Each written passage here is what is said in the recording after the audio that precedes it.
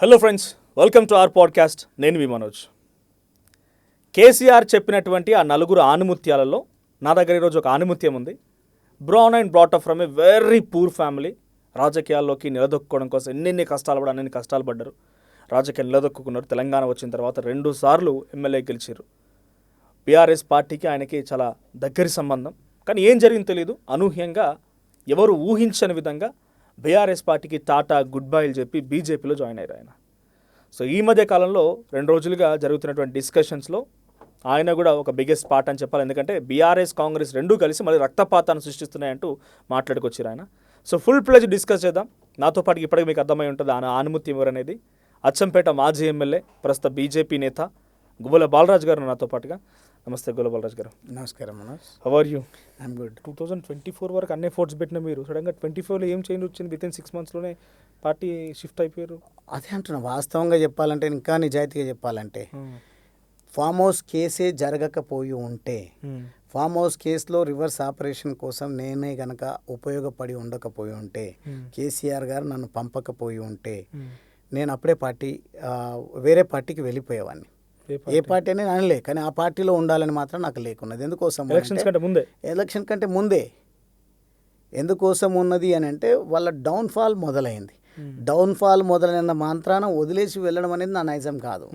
కానీ నేను గెలిచిన మొదటి రోజు నుండి కూడా ముఖ్యమంత్రి గారిని అడిగింది, కేసీఆర్ గారిని అడిగింది, అచ్చంపేట లిఫ్ట్ ఇరిగేషన్ స్కీమ్ కావాలి. అచ్చంపేట రైతులకు నేను మాట ఇచ్చిన, అచ్చంపేట రైతుల పాదాలను కృష్ణా జలాలతో కడుగుతా అని చాలా పలు సందర్భాల్లో చెప్పిన. దానికి కారణం మీరే నొక్కి వక్కానించి నేనే వస్తా, ఎట్లయితే పాలమూరు రంగారెడ్డి ఎత్తిపోతల పథకానికి పునాది రాయి వేయడం జరిగిందో, ఎట్లయితే నేను మీ జిల్లాకు మాట ఇవ్వడం జరిగిందో, మీ జిల్లా వల్లనే ఉద్యమం బతికింది, నేను మా ఎంపీ అయినా ముఖ్యమంత్రి అయినా కాబట్టి మీ జిల్లా అంటే నాకు ఎనలేని ప్రాణము, అభిమానము, ప్రేమ అని చెప్పిండ్రు. దాంతో భాగంగానే నీ అచ్చంపేట్ నియోజకవర్గానికి కూడా 1 ఇంచు కూడా మిగలకుండా సాగునీరించే బాధ్యత నాది అని చెప్పడమే తప్ప పర్యవేక్షణ లేదు. కేఎల్ఐ పెండింగ్లో ఉన్నటువంటి కాలువలకు నిధులు మంజూరు చేయించుకుంటూ, కాలువల వెంట పర్యటనలు చేసుకుంటూ పూర్తిగా 60,000 ఎకరాలకు నేను సాగునీరు ఇవ్వడం జరిగింది నా నియోజకవర్గంలో. ముఖ్యమంత్రి, ఇప్పుడున్న ముఖ్యమంత్రి సొంత మండలం వంగూరు మండలంలో ఒక 7-8 వేల ఎకరాలకు తప్ప దాదాపుగా ప్రతి ఎకరాకు సాగునీరు నేను అక్కడ అందించడం జరిగింది. ప్రభుత్వ ప్రమేయం లేకుండా, ప్రభుత్వ ప్రమేయమే వెంటబడి ఉన్నటువంటి కేఎల్ఐ కాలువ పెండింగ్ ప్రాజెక్ట్ అది. దాని వెంటబడి నిధులు మంజూరు చేయించి కొత్త కాలువ, కొన్ని చిన్న కాలువలు ఉంటాయి, చిన్న కల్వర్ట్స్ ఉంటాయి, చిన్న బ్రిడ్జెస్ ఉంటాయి. అటువంటి నిర్మాణం విషయంలో నేను వెంటబడి పనిచేయడం జరిగింది. నా అచ్చంపేట నియోజకవర్గానికి Achampet lift irrigation scheme, Umamaheswara reservoir అని నేను ఒక 2.5 TMC రిజర్వాయర్ను మంజూరు చేయించిన. అదే మాదిరిగా దాదాపుగా ఒక 1/2 TMC రిజర్వాయర్, 1/2 TMC పైననే మన్ననూరులో మంజూరు చేయించుకున్నా. నేను అధికారంలో గెలిచిన వెంటనే, మా పార్టీ అధికారంలోకి వచ్చిన వెంటనే నేను అది వెంటబడి చేయించాలని భావించిన. కేసీఆర్ గారు హుస్నాబాద్లో మన ఊరు మన ప్రణాళిక అనే కార్యక్రమానికి అక్కడ వెళ్ళినప్పుడు బస్సులో మేము ప్రయాణం చేసినాం. కేసీఆర్ గారు ఆ రోజు బాలరాజు రేపు వెళ్ళి ప్రెస్ మీట్ పెట్టుకోపో, నేనే వస్తున్నా అన్నాడు. అంటే మన ఊరు మన ప్రణాళిక, మన ఊరు అనే కార్యక్రమం తీసుకున్నప్పుడు హుస్నాబాద్లో డేట్ ఏదో నాకు గుర్తులేదు, కానీ వెరీ ఇనీషియల్ స్టేజ్ అది, 4-5 నెలలని జరిగింది అది. అప్పటి నుంచి నేను వెంటబడతా ఉన్నా. తాను ఆ రోజు బస్సులో తన వెంటే కూర్చున్నప్పుడు, బాలరాజ్ నువ్వు ఇక వదిలేటట్టు లేవు, ఎట్టి పరిస్థితుల్లో నేనే వస్తా, రేపు ప్రెస్ మీట్ పెట్టి చెప్పేసి అంటే మళ్ళీ రీకన్ఫర్మ్ చేసుకున్నాను నేను. సార్ మీరు వస్తారంటేనే నేను చెప్తా సార్ అని. అట్లా 10-20 సార్లు ముఖ్యమంత్రి చెప్పిండు, నేను వస్తా చెప్పుకోపో, కార్యక్రమం చేయండి. రాకపోగా నా ఓటమికి బలమైనటువంటి కారణం కేసీఆర్ గారి పోకడ, అదేవిధంగా కేటీఆర్ గారి అలసత్వం, చేతగానితనం. నేను మంజూరు చేయించుకున్నటువంటి Achampet lift irrigation scheme election notification 2023 election notification వచ్చే రోజు 2 గంటల ముందు నేను ఆ పునాది రాయి వేయడం జరిగింది. 15 రోజుల నుండి పైలాన్ కట్టి అక్కడ సిద్ధం పెట్టిన తర్వాత బహిరంగ సభకు వేదిక, రోడ్డుకు ఇటువైపు టౌన్ ఎంటర్ అవుతున్నప్పుడు పైలాన్ కట్టినాం, రోడ్డుకు అటువైపు వేదిక ఏర్పాటు చేసినాం భారీ బహిరంగ సభకు 70-80 వేల మందితో సభ చేయాలని. ఆ సభకు పైలాన్ కట్టే సందర్భంలో కట్టాల్సింది ఇంకా కొంచెం దూరంలో, కానీ అక్కడ మున్సిపల్ పరిధి కోల్పోతున్నాం మనం. ఎందుకు మళ్ళీ మున్సిపల్ పరిధిలో కట్టాల్సి వచ్చిందంటే కేసీఆర్ గారు ఆల్ ఆఫ్ ఏ సడన్ ఆయనకు జ్వరం వస్తుందనే సంగతి ప్రెడిక్ట్ చేసినట్టున్నారు. కేసీఆర్ గారికి ఆరోగ్యం బాగాలేనట్టుంది, మీరు కేటీఆర్ గారినే ఏమైనా ప్లాన్ చేసుకోండి అని చెప్పి మళ్ళీ మొదలు పెట్టారు కొత్త కథ. పార్టీలోనే ఇక ఎవరు అని అంటే ఇక ఎవరైనా ఉండొచ్చు. ఇక అక్కడ చెప్పినప్పుడు మున్సిపల్ లిమిట్స్లో నేను పైలాన్ కట్టించిన. ఆయన కూడా చాలా భవిష్యత్తు ముఖ్యమంత్రి అని చెప్పుకుంటాడు కాబట్టి ఆయన ఊహాలోకాల్లో తేలుతున్నట్టున్నాడు.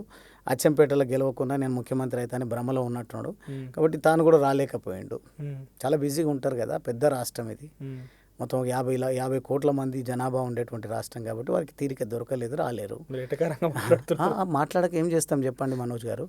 నేను చాలా సిన్సియర్గా వాళ్ళ కోసము నేను నిబద్ధతతో పనిచేసినప్పుడు నన్ను ఓట్లేసి నాయకుడిగా చేసిన నా ప్రజల పాదాలను, రైతుల పాదాలను నేను కృష్ణమ్మ నీళ్లతో కడుగుతా అన్నటువంటి నా కోరిక నెరవేరలేదే.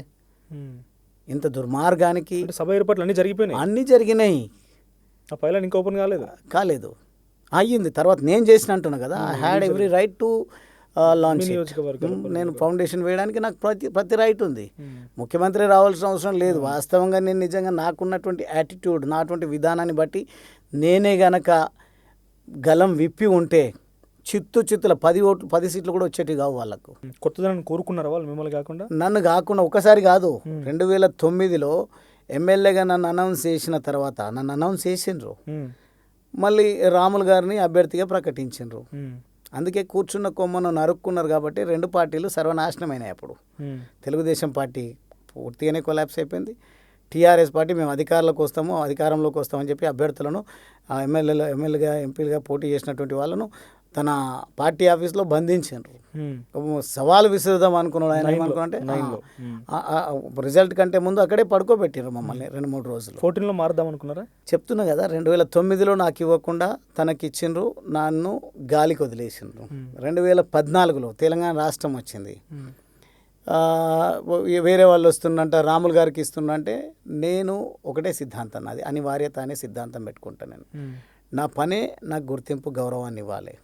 కాబట్టి నేను పని చేసుకుంటూ వెళ్ళినా ఎవరికన్నా నాంచడం ఎందుకు, ఏ విషయంలో అయినా. నా విషయం గురించి చర్చ రాలేదు, కానీ కేసీఆర్ గారి దగ్గరికి ఒట్టేసి చెప్తా ఉన్నా, సార్ మనం తెలంగాణ తెచ్చినాం, మనం అధికారంలోకి రావాలి, నా విషయంలో కూడా చర్చ జరుగుతుంది, నాకు ఇవ్వకపోయినా పర్వాలేదు, మనం అధికారంలోకి రావడం ముఖ్యం. ఈరోజు కూడా నేను భారతీయ జనతా పార్టీలో అదే మాట్లాడుతున్నా. ఎమ్మెల్యే ఎంపీ కావడం అనేది నా లక్ష్యం కాదు, భారతీయ జనతా పార్టీని అధికారంలోకి తీసుకురావడమే నా ఏకైక లక్ష్యం, నా కర్తవ్యం ప్రస్తుతం. కాబట్టి అదే విషయాన్ని కేసీఆర్ గారికి చెప్పి, అట్లెందుకు అంటున్నావు బాలరాజ్, నీకెందుకేమో, నాకేం అనుమానం లేదు సార్, చర్చ జరుగుతుంది కదా, దాని గురించి ఇబ్బంది లేదు, మీరు ఎవరైనా తీసుకుంటా అంటే కూడా నేనే వెల్కమ్ చేస్తా అని చెప్పిన. అట్లనే రాష్ట్ర వ్యాపితంగా ఉన్నటువంటి ఈ సందిగ్ధత, ఈ అన్సర్టినిటీతోన కన్ఫ్యూజన్ ఏర్పడుతుంది, మనకు ప్రమాదం ఉంటుంది. మీరు నిర్ణయం గట్టిగా తీసుకోండి, మనం అధికారంలోకి రావాల్సిందే అని చెప్పేసి మాట్లాడి కొన్ని విషయాల గురించి నేను వారితో ప్రస్తావించడం జరిగింది. తర్వాత అప్పుడు ఇతరుల పేరు, నా పేరు పెట్టి సర్వే చేసిండ్రు. గువ్వల బాలరాజు తప్ప ఇంకెవరు కూడా గెలవరు అనేది అక్కడ తేటా తెల్లమైంది. ఒకసారి యంగ్ ఏజ్లో వచ్చి పాపం అన్ని త్యాగం చేసి పనిచేసినటువంటి వాడికి ఎమ్మెల్యే కావాల్సిన తీసుకుపోయి ఎంపీగా నిలబెట్టిండ్రు. కొంచెం కష్టపడితే ఎంపీగా అఖండమైన మెజారిటీతో గెలిచే అవకాశాలున్నా ఎవరు ఆయన గెలుపు కోసం పని చేయలేదు, ఒకడే దనలాడిండు, ఒకడే కష్టపడ్డాడు. కాబట్టి త్రుటిలో ఓటమి పాలయ్యిండు అని చెప్పేసి ప్రజల్లో ఉన్నటువంటి సిబ్బందిని బట్టి తప్పని పరిస్థితుల్లో నాకు ఇచ్చిండ్రు. 2018లో నేను మంత్రి పదవి అడగడంతో పాటుగా ఇవ్వకపోయినా ఏ రోజు కూడా నేను నిరుత్సాహతను ప్రదర్శించకుండా గట్టిగా పనిచేస్తూ వెళ్తున్నటువంటి సందర్భంలో మళ్ళీ నాకు ఇంకో చర్చ మొదలుపెట్టిండ్రు. ఈయనకు బాగా అహంకారం వచ్చిందంట, కష్టం ఉందంట అని చెప్పేసి నేను ఎమ్మెల్యేగా గెలిచిన 1.5 ఇయర్లోనే మున్సిపల్ ఎన్నికలు వచ్చినాయి. దాని విషయంలో పెద్ద డ్రామా, నీ వ్యవహారం వల్ల, నీ యాటిట్యూడ్ వల్ల మున్సిపాలిటీ ఓడిపోతున్నాం 3 సార్లు. ఎవరు చెప్తారు ఇట్లా ఈ మాటలు మీకు? కేసీఆర్ గారు అన్నారు.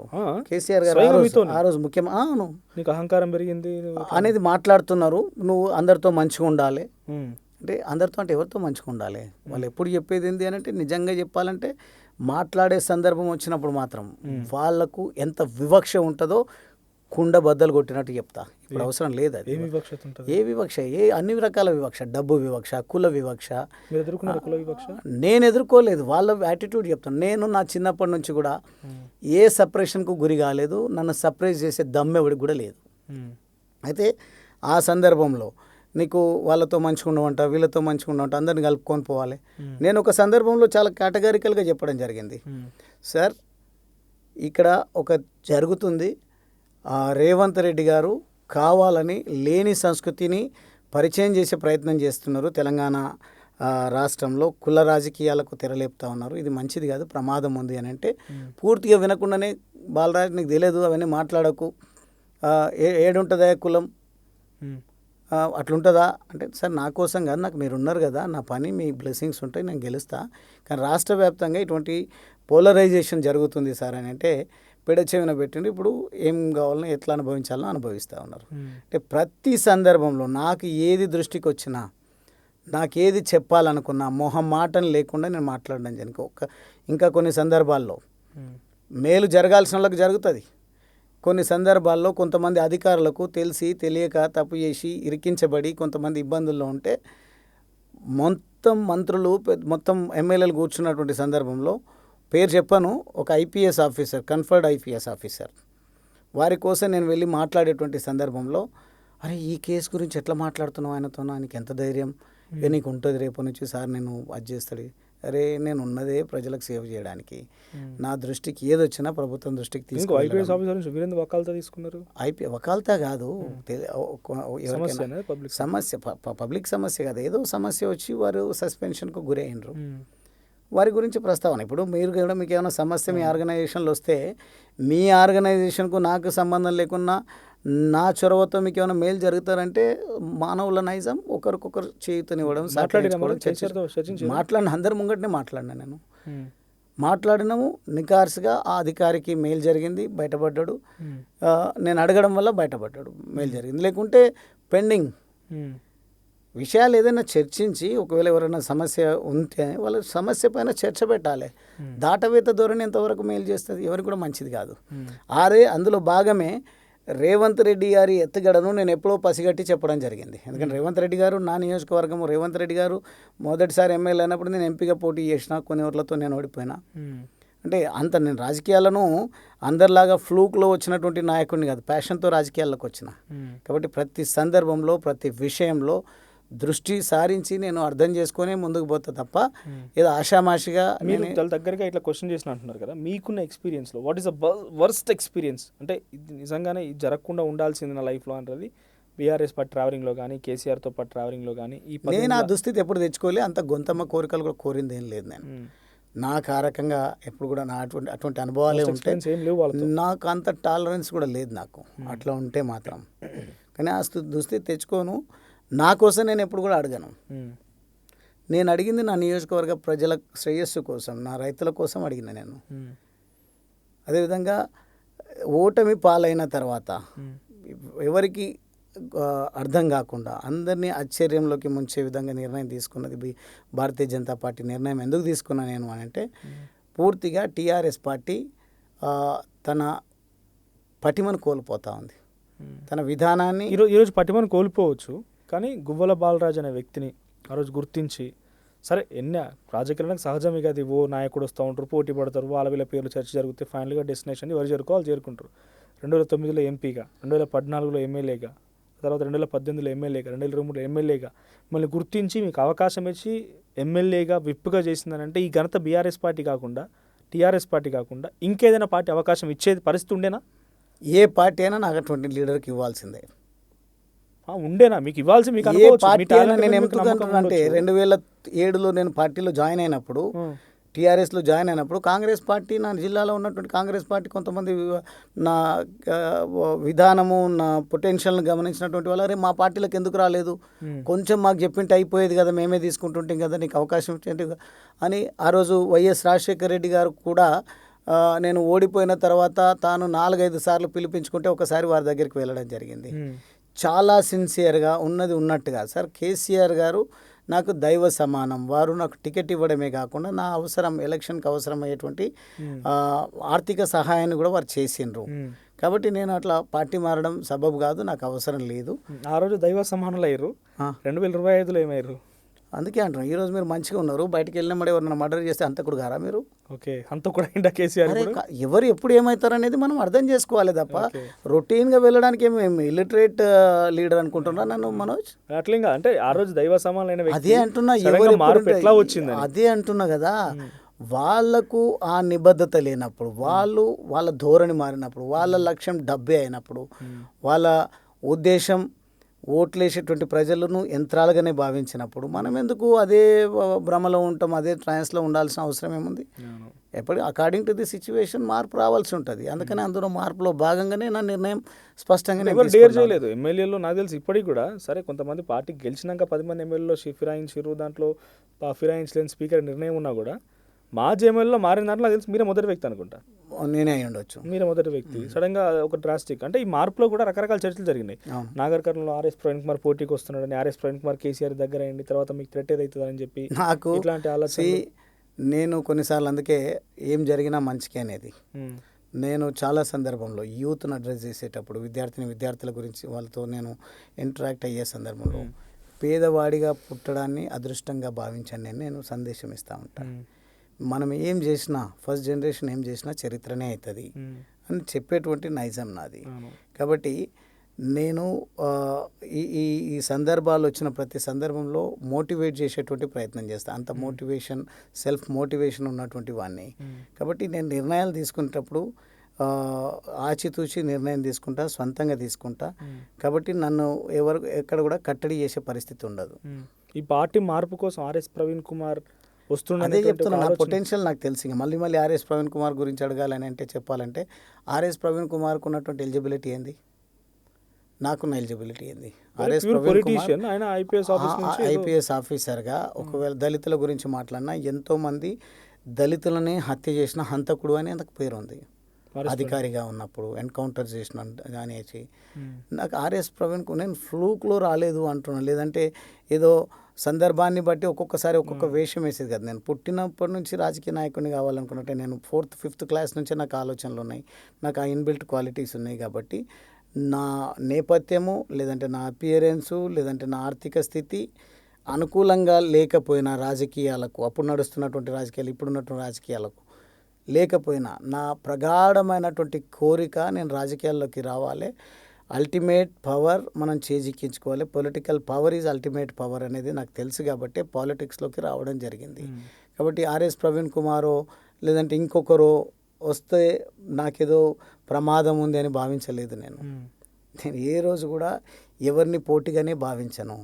నాకున్న కెపాసిటీతోన, నాకున్న క్యాలిబర్తోన, నాకున్నటువంటి పట్టుదల, నాకున్న ప్రజల పట్ల ఉన్నటువంటి ప్రేమ వల్లనే ఎవరితో పోల్చినా అందరికంటే నాకు సమాజం పట్ల ఎక్కువనే కన్సర్న్ ఉంటుంది, ఎక్కువనే బాధ్యత ఉంటుంది. ఎందుకంటే నేను వచ్చినటువంటి నేపథ్యం అది. కాబట్టి బీఆర్ఎస్లో ఉన్న సమయంలో కూడా 2018 to 23 మధ్యలో భరత్ అక్కడ నుంచి ఒక యంగ్ లీడర్గా ఇప్పుడు బీజేపీలో ఉన్నారు. ఆయన తర్వాత రాములు గారి కొడుకు, ఆయన జెడ్పీ చైర్మన్ ఏదో ప్రయత్నం చేస్తే కొద్ది గొడవ అయినట్టుంది కదా, మీరు అడ్డుకున్నారు? గొడవ నాతో ఎవరికి గొడవ అడ్డుకున్నారని రప్చర్స్ ఇవన్నీ ఉండే కదా.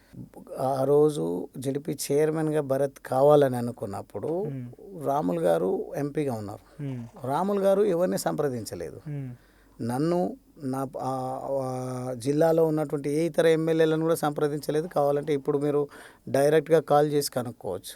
మీరు ఒకవేళ ఆఫ్ ది రికార్డు లేకుంటే ఇంకో పర్సనల్ సందర్భంగా వెళ్ళినప్పుడు మీకు ప్రాపర్గా సమాధానం దొరకకపోవచ్చు. లేకుంటే ఈ పాడ్కాస్టింగ్ విన్న తర్వాత వాళ్ళ వైఖరి మార్చి వివిధ రకాలుగా మార్చు, వాళ్ళ బాలరాజు యాపిండి అని చెప్పొచ్చు. కానీ అందరి ఇంటెన్షన్ ఏమున్నదంటే జిల్లా పరిషత్ చైర్మన్ కావాలనుకున్నప్పుడు మేము ఎమ్మెల్యేలు లేకుండా మేము చెప్తే వినేటువంటి జడ్పీటీసీలు, మేము ఏరికోరి ఎన్నిక చేయించినటువంటి జడ్పీటీసీలు మేము కాదనకుండానే వాళ్ళు మమ్మల్ని కాదనకుండానే పార్టీ ఏం చెప్తే అది ఉంటుందా? పార్టీ చెప్పే మాట విన్నప్పటికీ ఎమ్మెల్యేలను కూడా పరిగణలోకి తీసుకుంటారు. కాబట్టి ఎమ్మెల్యేలను ఎవరిని కూడా అయినా సంప్రదించకుండా ఉల్టా ఏదేదో మాట్లాడుతున్నాడు అనేది ఒక చర్చ జరిగింది.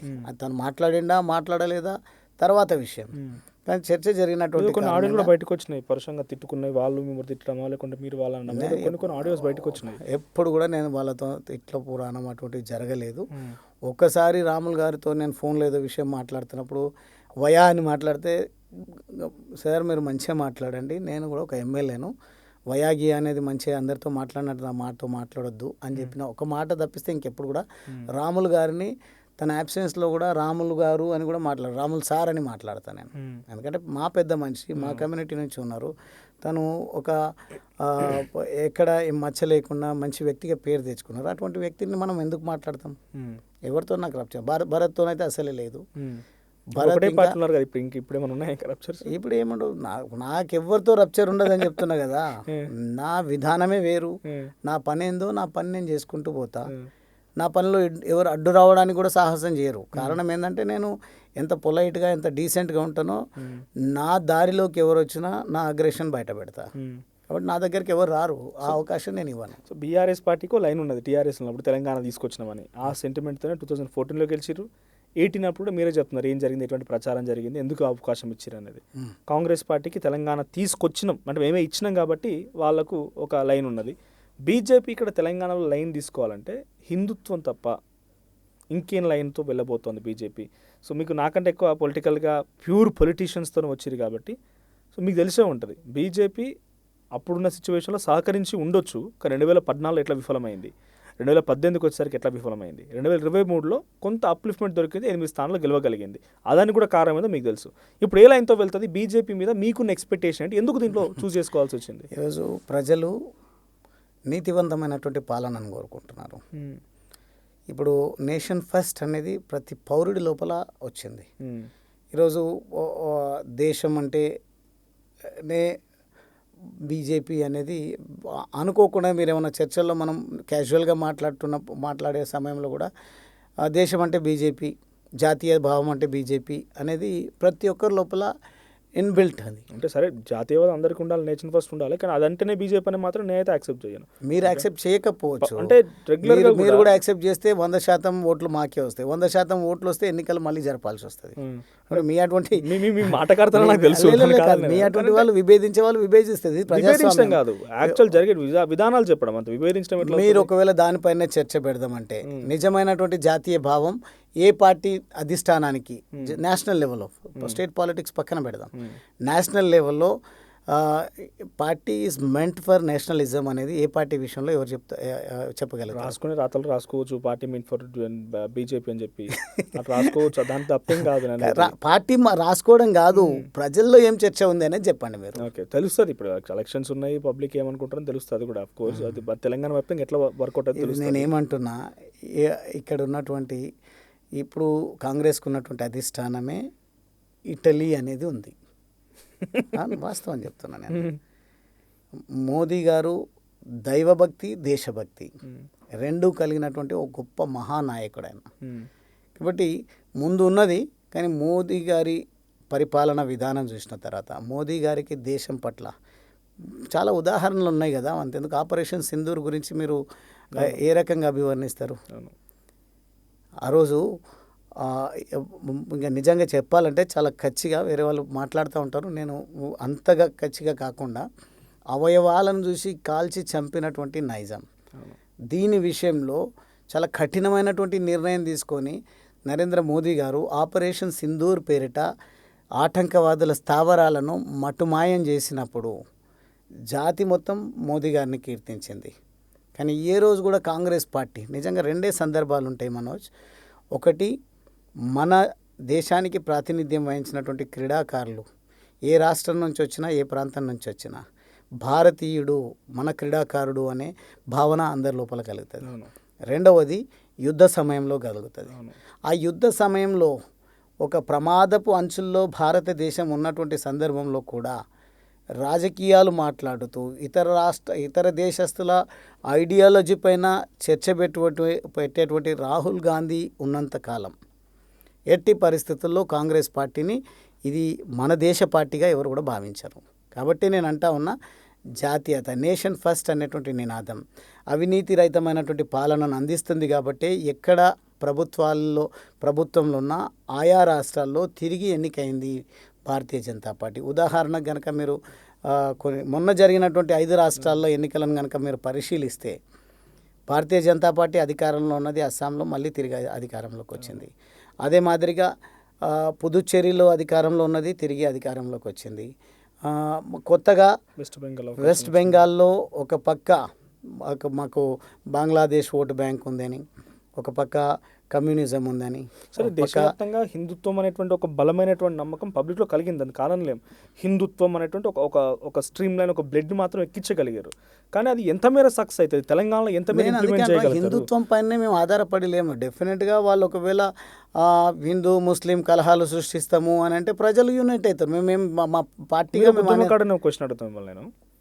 స్వయంగా ప్రధాని మోదీ గారే పార్లమెంట్లో మాట్లాడారు, ఏమన్నారు?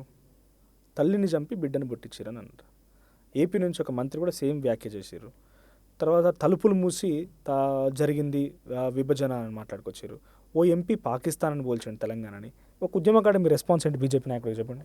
అదే అంటున్నాను నేను, ఆ రోజు జరిగినటువంటి ప్రాసెస్సే కనుక రొటీన్ ప్రాసెస్ లాగా పార్లమెంట్ పద్ధతిలో వ్యవహారం జరిగి ఉంటే రాష్ట్ర విభజన సాహసోపేతంగా ప్రజల డిమాండ్ మేరకే గనక యూపీఏ ప్రభుత్వము చాలా స్పష్టంగా ట్రాన్స్పరెన్సీగా నిర్ణయాలు తీసుకుని ఉంటే తెలంగాణ బిల్లును ఓడించే దమ్ము అప్పటి వరకు లేకున్నది. ఎవరికి ఇంట్రెస్ట్ కూడా లేదు అగేన్స్ట్గా వెళ్ళాలని. ఆ రోజు నేను సమర్థించడంగా నేను చెప్పేది వినండి. మీరు చాలా కూల్గా ప్రశ్న అడిగినరు, నన్ను కూల్గా స్పష్టంగా సమాధానం పాయింట్ ఆన్సర్ ఏమైనా వస్తే వెయిట్ చేస్తున్నాను. చెప్పనివ్వండి, you have enough time to get the answer from మీ. ఆ రోజు సుష్మా స్వరాజ్ గారు తెలంగాణకు మద్దతు ఇచ్చిండ్రు. వారు మాట్లాడింది ఏంది అని అంటే మోదీ గారి పర్సెప్షన్, నిర్ణయం తీసుకుని ఉంటే తెలంగాణ అనే లక్ష్యం తల్లి లాంటిది, కానీ తెలంగాణ నవ్వెటోడి ముంగట జారి పడొద్దు అని అంటే తెలంగాణ అభివృద్ధి కూడా ఆశించినట్టు జరగాలంటే తీసుకున్నటువంటి నిర్ణయాల ప్రకారము కేటాయించాల్సినటువంటి విభజన చట్టం ప్రకారం రావాల్సినటువంటి హక్కులు కానీ నిధులు కానీ అప్పుడున్నటువంటి కేంద్ర ప్రభుత్వం ద్వారా యూపీఏ ప్రభుత్వం ద్వారా తెలంగాణకు వచ్చి ఉంటే లక్ష్యం నెరవేరేది. ఏం తెలంగాణ కడుక్క తాగడానికి కాదు కదా. తెలంగాణ రాష్ట్ర ఏర్పాటే అభివృద్ధిని కాంక్షించి, ఆ వ్యత్యాసాలు డిస్క్రిమినేషన్స్ అప్పుడు ఉన్నాయి కాబట్టి పోరాటం జరిగింది, తెలంగాణ వచ్చింది. తెలంగాణ ఒక తల్లి అనుకుంటే అభివృద్ధి ఒక పిల్ల లాంటిది. ఆ అభివృద్ధి జరిగేటువంటి విషయంలో వాళ్ళు చేసినటువంటి చట్టాలను తుంగలో దొక్కి అప్పుడున్నటువంటి ప్రభుత్వము సహకరించేటువంటి స్థాయిలో, తెలంగాణకు సహకరించినటువంటి స్థాయిలో, అనుకున్న స్థాయిలో తెలంగాణ అభివృద్ధి సాధించలేకపోయింది. తెలంగాణ కోసమన్నా ఈ మాట కోట్ చేసింది ఆయన. డెఫినెట్గా ఉండుండొచ్చు. మోదీ గారిని అడుగుదాం, మళ్ళీ ఎప్పుడైనా పిలవండి మీరు ఆ టీవీకి. తలుపులు మూసారు సరే, ఎంపీ అయితే మాట్లాడవచ్చు, ధైర్య సూర్య అయితే మాట్లాడగలుగుతారు కదా. నేను ఎవరితోనైనా మాట్లాడగలను. తెలంగాణకు before becoming MP MLA I will definitely connect to the PM and I'll definitely discuss on few issues related to Telangana. This is for sure. Wish you all the best. దానికోసం సక్సెస్ కావాలి మీరు. So ఈ పాకిస్తాన్ పోల్చడం సరే, సహజంగా తలుపులు మూసిరని అంటే కూడా మీకు తెలియదు ఏం కాదు. మీరు ప్రజాప్రతినిధిగా 10 సంవత్సరాల పాటు పనిచేసిర్రు. కొన్ని సిచ్యువేషన్స్ వచ్చి ఎక్స్ట్రీమ్గా బయట గొడవ జరుగుతున్నప్పుడు అంతేందుకు అగ్రికల్చర్ చట్టాలు తెలంగాణలో పార్లమెంట్ లేదు, ఆంధ్రాలో పార్లమెంట్ లేదు, ఢిల్లీలో పార్లమెంట్ ఉంది, ఢిల్లీలో ఫోర్సెస్ ఉన్నాయి, సిస్టమ్ ఉంది. పార్లమెంట్ వ్యవహారాలను ఆర్టికల్ 370 వచ్చినప్పుడు జరిగింది, తలుపులు మూసేసిందే. అగ్రికల్చర్ చట్టాలు వచ్చినప్పుడు కొన్ని ఎక్స్ట్రీమ్ చట్టాలు వచ్చినప్పుడు సహజంగా జరిగే ప్రక్రియనే అదంతా కూడా. విభజన అట్లే జరిగింది, కానీ ఈ రకమైన పోలిక కరెక్టేనా అని అంతే నేను చెప్తున్నా. అందుకనే ఎప్పుడైతే మనం మోదీ గారినో లేకుంటే మోదీ గారి దూతలతో చర్చించేటప్పుడు దాని విషయంలో వారి పర్సెప్షన్, ఉద్యమకారుడిగా మీ పర్సెప్షన్ ఏంది? నేను అదే చెప్తున్నా. తల్లి తెలంగాణ అనుకున్నప్పుడు పిల్ల అభివృద్ధిగా భావించాలి మనం. కానీ నేను చెప్పింది తల్లి ఆంధ్రప్రదేశ్ అని, బిడ్డ తెలంగాణ, తల్లిని చంపి బిడ్డను పుట్టించారని చెప్పారు ఆయన. ఆంధ్రప్రదేశ్ చావలేదే. ఆయన ఈరోజు ఆంధ్రప్రదేశ్ విడిపోయిన తర్వాత మా గోరేటి వెంకన్న గారికి పాట పాడినట్టుగా కవిగా చాలా అద్భుతంగా వారు చెప్పడం జరిగింది.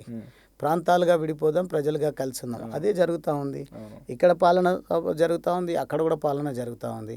ఇక్కడ ఒక రకమైనటువంటి తప్పులు జరిగినాయి గతంలో, ఇప్పుడు తప్పులు జరుగుతూ ఉన్నాయి. అక్కడ కూడా కొన్ని తప్పులు జరిగినాయి, అక్కడ కూడా జరుగుతూ ఉన్నాయి. ఈ రకంగా ఉంటుంది. కానీ ఆ రోజు ఆంధ్రప్రదేశ్ విషయంలో వకాల్తా పుచ్చుకొని ప్రధానమంత్రి గారు మాట్లాడిండని నేను భావించడం లేదు. ఎందుకంటే అక్కడ ఏదో ఒకవేళ మాట్లాడిండు అంటే కూడా అదే భారతీయ జనతా పార్టీ ఏం లేదు. భారతీయ జనతా పార్టీని ప్రొటెక్ట్ చేసుకునే విషయంలో, మా ప్రభుత్వాన్ని ప్రొటెక్ట్ చేసుకునే పర్సెప్షన్ ఈ టర్మ్ అయితే బయటకు వచ్చింది, ఈ టర్మ్ అయితే బయట వైరల్ అవుతుంది, ఆ విషయం పక్కన పెడితే బీజేపీలో బీఆర్ఎస్లో మీరు గమనించిన తేడా అయింది ఒక్క మాటలో చెప్పాలండి. బీజేపీలో పూర్తిగా స్వేచ్ఛ ఉంటుంది, ఎందుకంటే జాతీయ పార్టీ కాబట్టి. ప్రాంతీయ పార్టీ కూడా కొన్ని దగ్గరలో స్వేచ్ఛ ఉంటుండొచ్చు, కానీ ఉండదు సాధారణంగా. ప్రాంతీయ పార్టీలు definitely they run like private limited companies.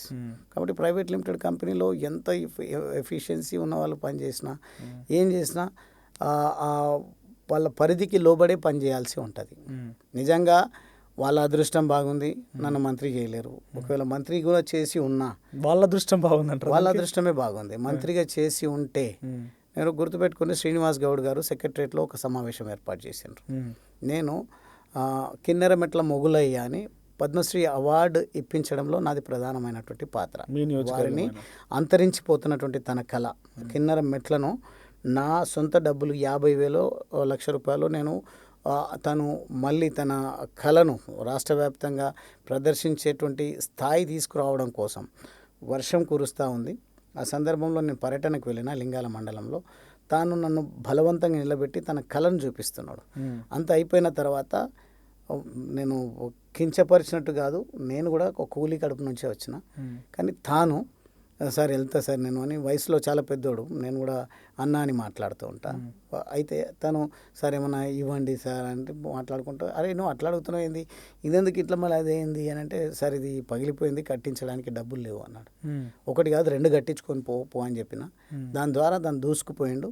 ఈరోజు తన కళను ప్రదర్శించినటువంటి కారణంగా పద్మశ్రీ వచ్చింది. పద్మశ్రీ వచ్చినప్పుడు తనతో పాటుగా షూటర్ ఒక ఆమె ఉంటుంది, ఇషానో ఏదో పేరు ఉంటుంది. కొంతమంది క్రీడాకారులకు ఈ ప్రశాసన్ నగర్ ఏరియాలో ప్లాట్స్ ఇస్తూ ఉన్నారు. అందరికీ ప్రశాసన్ నగర్లో ఇస్తున్నారు. మొగులయ్యకు మాత్రం ఎల్బీ నగర్ ఏరియాలో, బిఎన్ రెడ్డి ఏరియాలో ఎక్కడో ఇస్తున్నారు. తాను అవన్నీ విషయాలు తనకు తెలియదు. సెక్రటరియట్లో కార్యక్రమం జరిగితే అది అఫీషియల్ కార్యక్రమం, నేను మంత్రి కాదు, అక్కడికి వెళ్ళడానికి లేదు. కాబట్టి చీఫ్ సెక్రటరీ గారు, అదేవిధంగా మంత్రి శ్రీనివాస్ గౌడ్ గారు, కావాలంటే అవి కూడా నేను విజువల్స్ మీకు పంపిస్తా. శ్రీనివాస్ గౌడ్ గారు ఇద్దరు కలిసి తనకు ఆ పట్టా ఇచ్చేటువంటి కార్యక్రమం పెట్టుకున్నారు. తాను 2-3 గంటల పాటు ఇద్దరిని కూడా కూర్చోబెట్టినరు. ఈ స్థాయికి నా కళను తీసుకురావడానికి, నాకు ఈ స్థాయికి నేను రావడానికి మా అయ్య, మా గువ్వల బాలరాజ్, మా ఎమ్మెల్యే గారు, తను నాకు కొడుకు లాంటి వాడు, సంథింగ్ ఏదో చెప్పుకుంటూ 2-3 గంటలు పాటల్లో పెట్టి ఆపేండ్రు.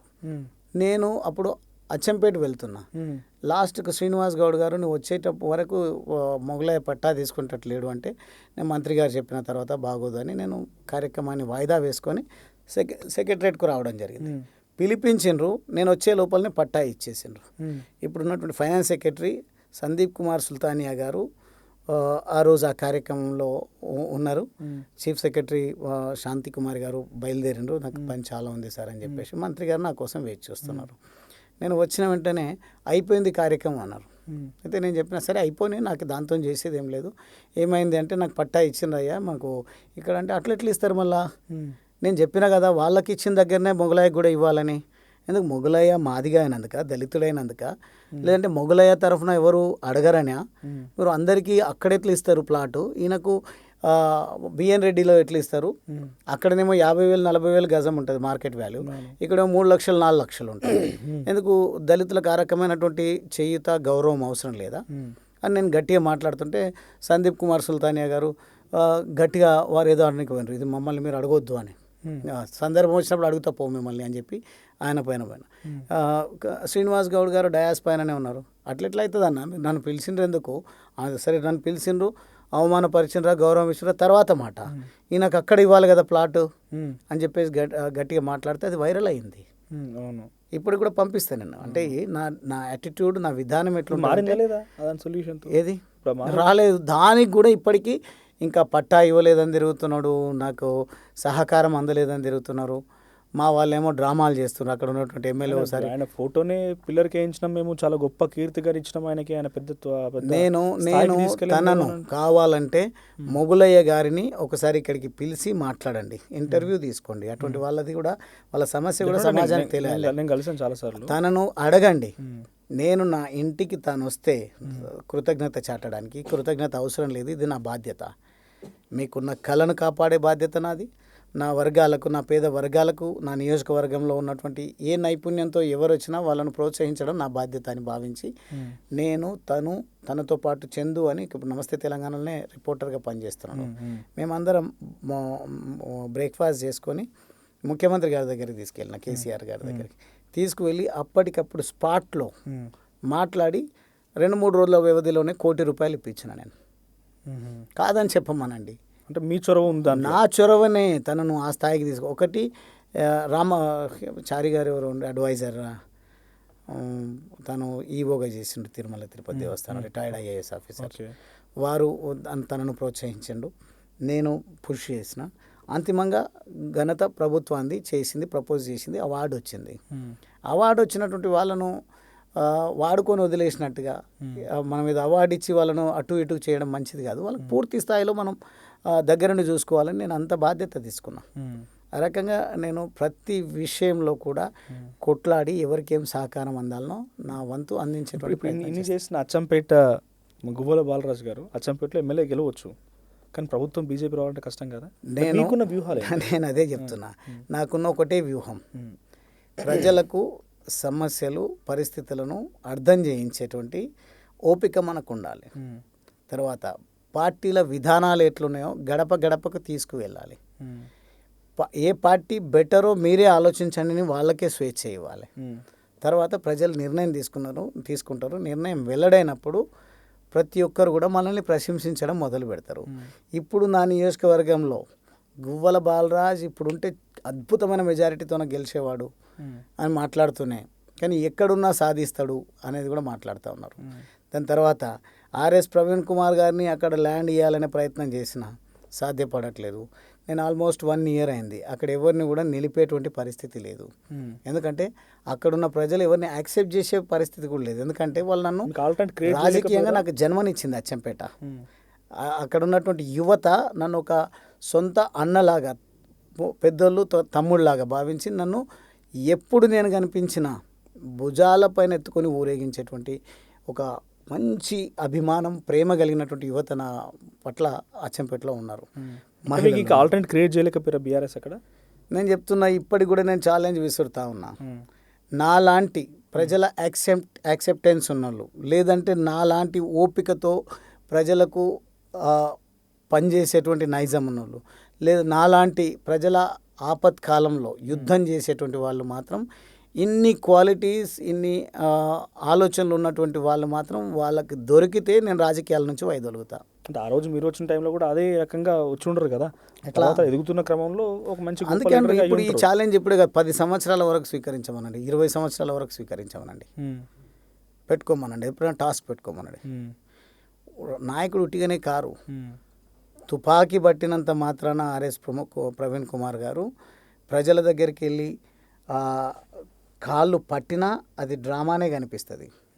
నేను వాళ్ళను చెంపదెబ్బ కొట్టినా, గుండెలకు అత్తుకున్నా, నేను కాళ్ళు మొక్కినా మావాడు, మా బిడ్డడు, మా అన్న, మా తమ్ముడు అనే భావననే వాళ్ళకి కలుగుతుంది. ఎందుకంటే నాకు ప్రజలతో ఉండేటువంటి సంబంధాలు అటువంటివి. మీరు అంటున్న ప్రైవేట్ లిమిటెడ్ కంపెనీ ప్రాంతీయ పార్టీలలో ఏంటంటే ఒకటే చెప్తే ఆ నాయకుడి యొక్క మాటను తూచ తప్పకుండా కింది కార్యకర్త వరకు పాటించాలి. కానీ కార్పొరేట్, అది కాంగ్రెస్ అయినా, బీఆర్ఎస్ అయినా, బీజేపీ అయినా కూడా, ఈ రెండు పార్టీలు ఏదైనా కూడా మల్టిపుల్ ఫ్యాక్టర్స్ ఉంటాయి. ఎవరికి వారే ఏమునా తీరనట్టు ఉంటుంది. ఎందుకు ఉదాహరణ చెప్తున్నా అంటే, 2 ముఖ్యమంత్రుల మీద, మాజీ ముఖ్యమంత్రి కేసీఆర్ మీద, ప్రస్తుత ముఖ్యమంత్రి రేవంత్ రెడ్డి మీద గెలిచినట్టు కాటిపల్లి వెంకటరమణారెడ్డి చెప్పిన మాట ఏంటంటే, 8 మంది ఎమ్మెల్యేలు ఉంటే అష్టదిక్పాలకులాగా ఎటులాటేం పోతున్నాం, కలుస్తలేమని చెప్పి ఒకనొక సందర్భంలో పార్టీ వేదిక మీద మాట్లాడుకొచ్చారు.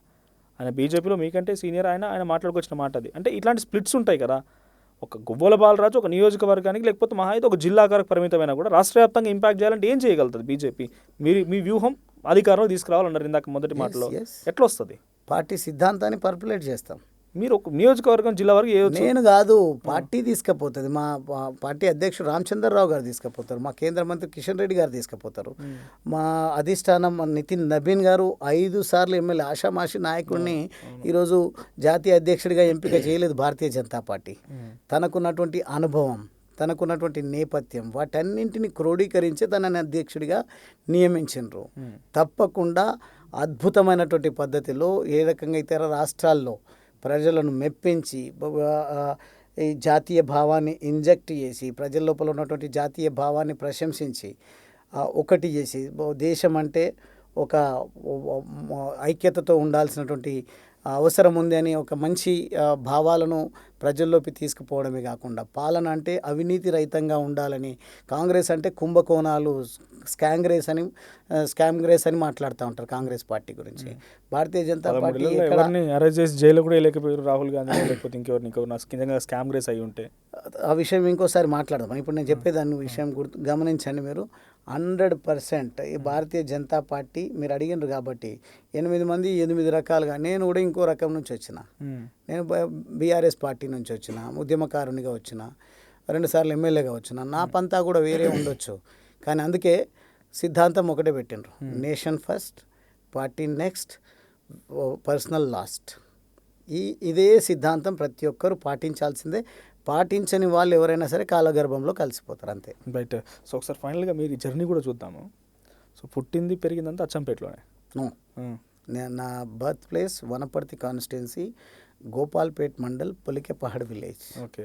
అమ్మా నాన్న చాలా రూరల్ బ్యాక్గ్రౌండ్ కాదు, అమ్మా నాన్న వలస కూలీలు.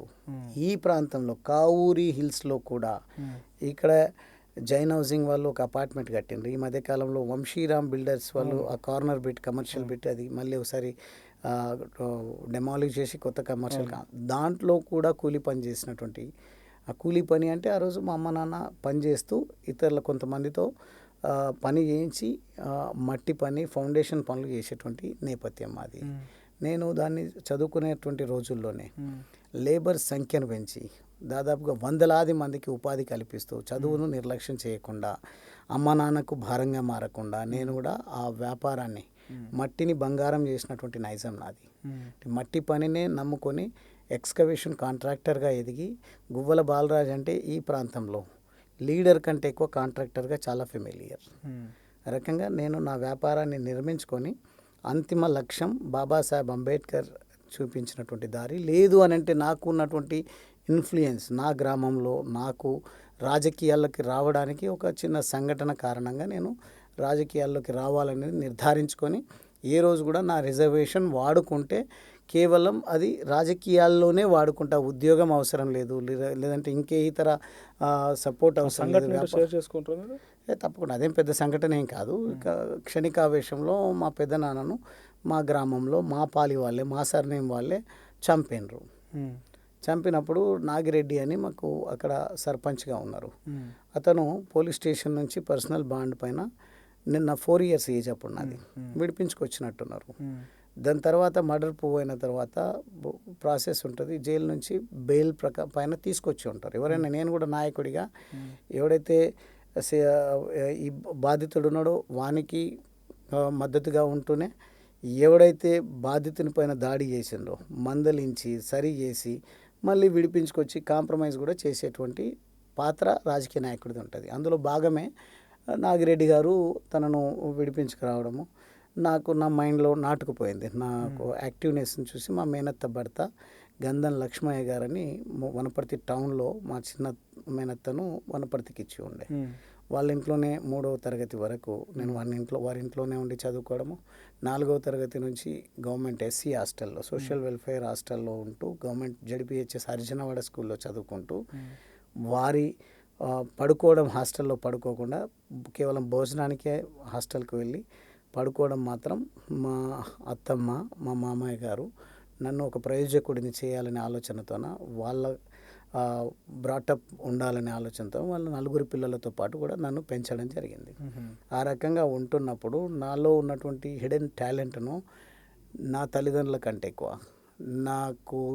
నా తోడబుట్టినటువంటి వాళ్ళకంటే ఎక్కువ, మా మేనత్త కంటే ఎక్కువ మా మామగారు గమనించి నన్ను ప్రతి సందర్భంలో వీళ్ళ ఊరికి నాగిరెడ్డిలాగా వీడిని సర్పంచ్ చేయాలి అనే విషయాన్ని పదే పదే అంటూ ఉండేవారు.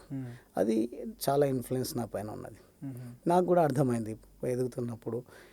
7th క్లాస్లో ఉన్నప్పుడు ఏదో జనరల్ ఎలక్షన్స్ రావడం, ఇప్పుడు చిన్నారెడ్డి గారు, రావుల చంద్రశేఖర్ రెడ్డి గారు పోటీ పడుతున్నటువంటి సందర్భం అప్పుడు ఎన్నికల్లో. ఆ సందర్భంలో 2 పార్టీలు కూడా, నేనుండేటువంటి ఏరియాలో ప్రతి వార్డులో కూడా పార్టీ ఆఫీసెస్ ఉంటాయి.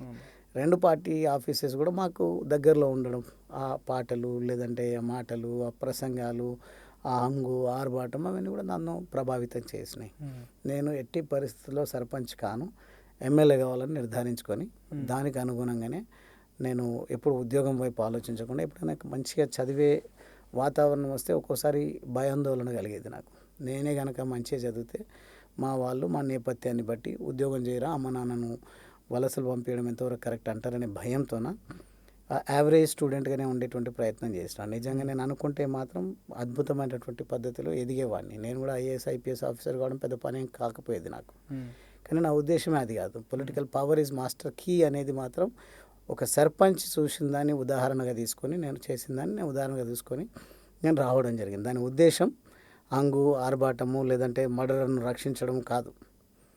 ఏదైనా చేయగలుగుతాము రాజకీయాల్లో సమాజం శ్రేయస్సు కోసం అని నిర్ధారించుకొని ఫైనల్ సుప్రీం లీడర్ రాజకీయ నాయకుడేనా ఇప్పుడున్న సిచ్యువేషన్? అదే ఇప్పుడు కాదు, ఎప్పుడైనా అదే ఉంటుంది. ఈ చట్టసభలే గొప్పవి కదా వాస్తవంగా. ఇప్పుడు రిలయన్స్ ఇండస్ట్రీ ఉంది, లేదు అని అంటే అదాని గారు కూడా ఉన్నారు. వాళ్ళు ఎన్ని చేసినా వాళ్ళ సంపదను దేశానికి ఏం పంచరు, అవునా కాదా? అదే ప్రభుత్వం వివిధ రూపాల్లో వచ్చేటువంటి డబ్బులను దాన్ని నిర్ధారించి నియమించి ఏ స్కీమ్కి ఎంత ఖర్చు పెట్టాలి, దాంట్లో ప్రధానమైనటువంటి కోణం పేదరికం పైన ఎక్కువగా ఉంటుంది. పేదలకు పంచడానికి ఆస్కారం ఉంటుంది. మనం సంపాదించింది పంచలేము, అంతగా ఎవరు కూడా సంపాదించలేరు.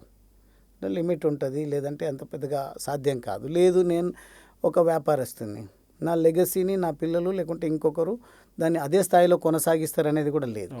కానీ కాన్స్టిట్యూషన్ ఏదైతే మనకి చెప్పిందో నిర్ణయించిందో ఈ పొలిటికల్ సిస్టమ్ ఏదైతే ఉందో ఈ సిస్టమ్ భూమి ఆకాశం ఉన్నంత వరకు ఉంటుంది. కాబట్టి దీంట్లో ఇంకా ఎక్స్కవేషన్ బిజినెస్ నడుస్తుంది. లేదు, నేను ఆల్మోస్ట్ సెకండ్ టైం ఎమ్మెల్యే అయిన తర్వాత కూడా చివరి ప్రాజెక్ట్ మై హోమ్ భూజా నేను ఎక్స్కవేషన్ చేయడం జరిగింది. దాని తర్వాత వదిలిపెట్టడం జరిగింది. కారణం ఏంటి అని అంటే నాకున్నటువంటి బిజీ షెడ్యూల్, దాని తర్వాత ఇప్పుడున్నటువంటి ట్రాఫిక్ కష్టాలు. అప్పుడేమో దూసుకుపోయే నైజం నాది. ట్రాఫిక్ ఉన్న అవసరం అనుకుంటే నేనే రోడ్డు పైన నిలబడి నా వెహికల్కి ఏదైనా అడ్డం వస్తే వాళ్ళను వారించు, నచ్చజెప్పు, భయపెట్టు, నా వాహనాలను అయితే ముందుకు పంపించేయి. భయపెట్టేదిగా ఏదైనా సరే దేనికైనా సిద్ధం అంటున్నా కదా, నేను వారించి ఒప్పించి మెప్పించి అని అంటున్నా. చివరికి ఇంటెన్షనల్గా ఎవడన్నా నన్ను అడ్డుకునేటువంటి ప్రయత్నం చేస్తే దేనికైనా నేను సిద్ధపడేటువంటి వాడిని, యుద్ధం చేసేటువంటి నైజం. అందుకే నా ఇన్బిల్ట్ క్వాలిటీసే నన్ను ఈ స్థాయికి తీసుకురావడం జరిగింది. ఇప్పుడు కూడా అంటున్నాను, నేను సక్సెస్ఫుల్ బిజినెస్ నడుస్తుంది. ఇంక తర్వాత ఆల్టర్నేట్ ఆప్షన్స్ నేను రాజకీయాల నుంచి రూపాయి సంపాదించిన ప్రమాణం కూడా బిజినెస్ లేదు. ఇప్పుడు నెక్స్ట్ నేను రియల్ ఎస్టేట్ వ్యాపారం చేస్తూ ఉంటాను, నా పరిధి మేరకు, నాకు అవసరం మేరకు. మీరు చూడండి, నా అటువంటి వాడిని ఎవరైనా వదిలిపెడతారా? ఎప్పుడు ఏ విషయమైనా నికార్స్గా మాట్లాడడం, ఎవడినైనా ప్రశ్నించడం, ఆ స్వభావం ఉన్నటువంటి వాళ్ళని తొక్కి తోలుదీయాలని భావిస్తారు. కానీ ఈ రోజు వరకు కూడా నన్ను టచ్ చేయకపోవడానికి నేను ఎప్పుడు తప్పుడు వ్యవహారాలు చేయలేదు. కాబట్టి ఎవరు నన్ను టచ్ చేసేటువంటి ప్రయత్నం చేయరు. అందుకే నిన్న కానీ మొన్న కానీ ఎప్పుడు మాట్లాడినా నన్ను తాకి చూడండి మాడి మసి అయిపోతారు అని చెప్తా ఉంటారు. రాజకీయంగా అగ్రెసివ్గా ఉంటారు, అదో రకంగా కమిటెడ్గా ఉంటాం అనే వాటన్నింటికంటే ముఖ్యంగా నేను ఈ క్వాలిటీని నేను కాపాడుకోవాలి అంటే ముందు సెల్ఫ్ డిసిప్లిన్ ఉండాల్సినటువంటి అవసరం ఉంటుంది. అందుకే నా రొటీన్ చూస్తే మీకు భిన్నంగా ఉంటుంది. రెండు క్వశ్చన్స్ నాకు ఫైనల్గా సమాధానం చెప్పండి. ఒకటి, ఫస్ట్ ఒక్క మాటలో కావాలి, రేవంత్ రెడ్డి మీ జిల్లాకు సంబంధించిన నాయకుడు, ముఖ్యమంత్రి అయ్యాడు. పాలమూరు బిడ్డ అని ప్రతి సందర్భంలో వాడుతున్నారు. రేవంత్ రెడ్డి ముఖ్యమైన తర్వాత పాలమూరులో మారిన సంఘటనలు ఏంటి? ఒక్కటి కూడా మారలేదు. ఎక్కడ వేసిన గొంగలి అక్కడనే ఉంది. అచ్చంపేటలో నేను వేసిన పునాది రాయి విషయంలో కూడా ప్రగల్భాలు పలికినరు. మనము అధికారంలోకి వస్తాం, వచ్చిన సంవత్సరం లోపలనే ప్రాజెక్టు పూర్తి చేస్తా అన్నాడు. చెంచా మట్టి కపిస్కడు అంటారు మా గ్రామాలలో. కపిస్కడు మట్టి కూడా తీయలేనటువంటి దుస్థితుల్లో రేవంత్ రెడ్డి ఒక పనికి రాని ముఖ్యమంత్రి అని ఈరోజు పేరు తెచ్చుకున్నాడు మా జిల్లాలో, ప్రత్యేకంగా అచ్చంపేట నియోజకవర్గంలో. మీ ఎమ్మెల్యే పరిస్థితి? మా ఎమ్మెల్యే గురించి మనం వాస్తవంగా స్టేచర్ అనను, కానీ అటువంటి రాజకీయ నాయకుల గురించి, ఎమ్మెల్యేల గురించి నా అటువంటి నైజం కలిగినటువంటి, నా స్థాయిలో సమాజం నాకున్న గౌరవం గుర్తింపును బట్టి అటువంటి వాళ్ళ గురించి నేను ఎప్పుడు కూడా మాట్లాడాను. కావాలంటే చూడండి, చాలా తక్కువ సందర్భాల్లో మాట్లాడతాను. ఎమ్మెల్యే స్థాయి గురించి కూడా పనిచేయాలంటారా? స్థాయి అనేది స్థాయిని కాపాడుకునేటువంటి స్వభావం ఉండాలి, నైపుణ్యం ఉండాలి. తాను డెఫినెట్గా ఒక మంచి డాక్టర్ అనేది అయితే పేరుంది. తను ఎప్పుడు కూడా ప్రజలకు చేరువలేడు. ఇప్పుడు అవకాశం వచ్చిందని చెప్పేసి ఈ మధ్యకాలం మీరు కూడా చూస్తారు, కొన్ని ఛానళ్ళల్లో వస్తున్నాయి. సొంతపాటి నాయకులను ఇష్టానుసారంగా వాడుకొని ఈరోజు వాళ్ళ జీవితాలను ఛిద్రం చేసిండు. అదే మాదిరిగా ఆ నియోజకవర్గం తానొక్కడే సొంత నియోజకవర్గం నుంచి శాసనసభ్యుడు అయ్యిండు. ఒకసారి 2004లో మన వైఎస్ రాజశేఖర రెడ్డి గారి మెహర్బానీతో అయ్యిండు. ఆ మెహర్బానీ 2009లో ఉపయోగపడలేదు. ఎందుకంటే అంత పనికి రాని అసమర్థ ఎమ్మెల్యే అని పేరు రావడం వల్ల 2009లో హవా నడుస్తుంది వైఎస్ రాజశేఖర రెడ్డి. ఆ హవాలో కూడా గెలవలేకపోయాడు. దాని తర్వాత హ్యాట్రిక్ ఓటమిలు చవి చూసిండు. ఈసారి రేవంత్ రెడ్డి గారు తాను వివిధ రకాల పోలరైజేషన్ స్ట్రాటజీస్తోన గెలుపొందింది. ఈసారి గెలిచింది, నేను ఓడిపోయింది, ఓటమిని ఒప్పుకోవాల్సిందే, ఓడిపోయింది రేవంత్ రెడ్డి గారి పైన ఓడిపోయినా, నేను మా ఎమ్మెల్యే పైన కాదు నేను ఓడిపోయింది. అచ్చంపేటలో రేవంత్ రెడ్డి గారే ఒక రెండు చేశారంటారా? రేవంత్ రెడ్డి గారు ప్రతి రోజు దాదాపుగా 3-4 నెలలు ఉదయం ఒక 10 నిమిషాల 20 నిమిషాల హాఫ్ అన్ అవర్ సమయం కేటాయించి నా నియోజకవర్గంలో నా వెంబడి ఉన్నటువంటి వాళ్ళను, ఇతర పార్టీల వాళ్ళను అందరినీ నా ముఖం చూడండి, నేను మీరు ఆశీర్వదిస్తే వచ్చిన అచ్చంపేట అని ఉంది కాబట్టి నేను ముఖ్యమంత్రి అయ్యేదానికి అవకాశం ఉంది, అచ్చంపేటను నాకు అప్పగించండి, నేనే ఎమ్మెల్యే లాగా అన్ని దగ్గరుండి చూసుకుంటానని అన్నారు. కానీ ఈరోజు తాను ప్రగల్భాలు పలికి నన్ను గెలిపించిండు. ఎమ్మెల్యే గారేమో అక్కడ ఉండి స్వంత కార్యకర్తలనే పాతరేస్తూ ఉన్నాడు. ఫైనల్ క్వశ్చన్, తెలంగాణ రక్షణ సేన ఒకప్పుడు బీఆర్ఎస్ పట్ల ఎంపీగా ఉన్నటువంటి వ్యక్తి ఇప్పుడు బయటకు వచ్చారు. అదే కుటుంబ సభ్యురాలు, తన కూతురు, బీఆర్ఎస్ కేసీఆర్ గారి కూతురు. తెలంగాణ రక్షణ సేన ఒక కొత్త పొలిటికల్ పార్టీ వచ్చింది. బీజేపీలో మీరు జాయిన్ అయినా కూడా రేపటి రోజున ఎన్నికల్లో మీరు ఎదుర్కోవాల్సింది కేవలం కాంగ్రెస్ బీఆర్ఎస్నే కాదు, తెలంగాణ రక్షణ సేనను కూడా. తెలంగాణ రక్షణ సేన కొత్త పార్టీ, తెలంగాణ సామాజిక తెలంగాణ అంశంగా వెళ్తుంది. మీ రియాక్షన్ ఏంటి? కేసీఆర్ గారి కూతురు కదా ఆమె, కాబట్టి అప్పుడు తెలంగాణ ఉద్యమాన్ని, ఆ వాతావరణాన్ని ఎట్లయితే కేసీఆర్ గారు వాడుకున్నారో, ఇప్పుడు సామాజిక తెలంగాణని తానే బీసీ అవతారం ఎత్తి, దళిత అవతారం ఎత్తి పనిచేసేటువంటి ప్రయత్నం చేస్తాను. నాకు తెలిసి ఏమాత్రం తెలంగాణ రక్షణ సేన తెలంగాణలో తన ఉనికిని చాటుకోలేదు. కానీ ఒకటి మాత్రం బల్లగుద్ది చెప్పగలుగుతా, తప్పకుండా కవిత గారు మాట్లాడే మాటల వల్ల ప్రతి ఒక్కరికి మాట్లాడే వెసులుబాటు అయితే నా అటువంటి వాళ్ళకి సైతం, ఎందుకంటే నాకు కొంత ఆ పార్టీలో పనిచేసినాము, తన నాయకత్వంలో ఉన్నాం కాబట్టి అంత ఒంటికాలు పైన విరుచుకుపడేటువంటి అవకాశం లేకుండే, నా ఆలోచన కూడా లేకుండే. కానీ ఈరోజు నాకైతే ఆమె బాగా సహకరిస్తూ ఉంది. విషయాలను మీడియాలో మాట్లాడడం వల్ల కూతురేం మాట్లాడుతుంది, మీకెందుకో అవసరం ఏముంది అంత అనేది ప్రజల నుంచి వస్తుంది. కాబట్టి కొన్ని సందర్భాల్లో నా మనసులో ఉండి కూడా కొంత కృతజ్ఞత కారణంగా, కొంత ఇక మనము ఈ కొత్త పార్టీలో వచ్చి మాట్లాడడం వల్ల ఏదో పెద్దగా మనం పేరు గడించాల్సింది కూడా ఏం లేదు. వేచి చూద్దాం. మన పాత్ర ఒక నాయకుడిగా ఏ రకమైనటువంటి పాత్ర పోషించాలి, ఎట్లా భారతీయ జనతా పార్టీని అధికారంలోకి తీసుకురావాలనో ఆ స్ట్రాటజీ పైననే నేను దృష్టి కేంద్రీకరించి నా వంతుగా నేను ప్రయత్నాలు కొనసాగిస్తున్నాను. కానీ తాను స్వయంగా ఈ మధ్య పయనీర్ అనేదో పత్రికను కొన్నాడు అని 1400 కోట్లు 800 కోట్లు పెట్టి 1200 కోట్లు ఏమో పెట్టి కొన్నాడు, అది అక్రమార్జన అని కవిత గారే మాట్లాడుతున్నారు. అదే మాదిరిగా ఇక గుంటకాడి నక్కలాగా ఎప్పుడు ఉన్నారని ఇంకొకరి గురించి మాట్లాడుతూ ఉంటుంది. ప్రతి సందర్భంలో తాను మాట్లాడుతున్నటువంటి విషయాలు వాస్తవంగా కూతురు అయ్యి ఉండి కూడా అంత మాట్లాడగలుగుతుంది అంటే వాళ్ళు ఏ స్థాయిలో అవినీతికి పాల్పడి ఉంటారో మనకు అర్థమవుతా ఉంది. కాబట్టి తెలంగాణ రక్షణ సేన తప్పకుండా ఇతర పార్టీలకు బీఆర్ఎస్ పార్టీ ప్రభుత్వం చేసినటువంటి అవినీతి, అక్రమాలు, దుర్మార్గాలు, వాళ్ళ అహంకారం గురించి ప్రతి ఒక్కరు కూడా మాట్లాడే రోజులు వస్తాయి. కాబట్టి ఈ బీఆర్ఎస్ పార్టీకి తెలంగాణలో స్థానం ఉండదు అనేది మాత్రం నేను ఘంటాపదంగా చెప్తా ఉన్నా. బీఆర్ఎస్కి థ్యాంక్ యూ గువ్వల బాలరాజు గారు. ఇది గువ్వల బాలరాజు గారితో స్పెషల్ పాడ్కాస్ట్. ఆయన ఒక ప్రమాణం అయితే చేసిర్రు, నేను రాజకీయాల్లోకి వచ్చి ఏమీ సంపాదించలేదని చెప్పి. తనకు బిజినెస్ ఉందా, బిజినెస్ పరంగానే వచ్చిన బీఆర్ఎస్ పార్టీకి అనేక రకాల సహాయ సహకారాలు అందించినని చెప్తున్నారు. సో మీ నియోజకవర్గం అచ్చంపేట ప్రజలు ఎవరైనా చూస్తున్నైతే, మీ నియోజకవర్గ ప్రజలు ఎవరైనా గువ్వల బాలరాజు గారు ఇంకేదైనా అడగాలనుకుంటున్నారు, డెఫినెట్గా మీ ప్రశ్నల్ని, మీ కామెంట్ నేను కన్సిడర్ చేస్తా. మళ్ళీ మనం వెళ్దాం, ఆ క్వశ్చన్స్ని రేజ్ చేద్దాం. అట్ ది సేమ్ టైం ఆయన ఏం సంపాదించాలన్నారు కదా, మీ నియోజకవర్గ ప్రజలుగా మీరేమంటారో కామెంట్ చేయండి.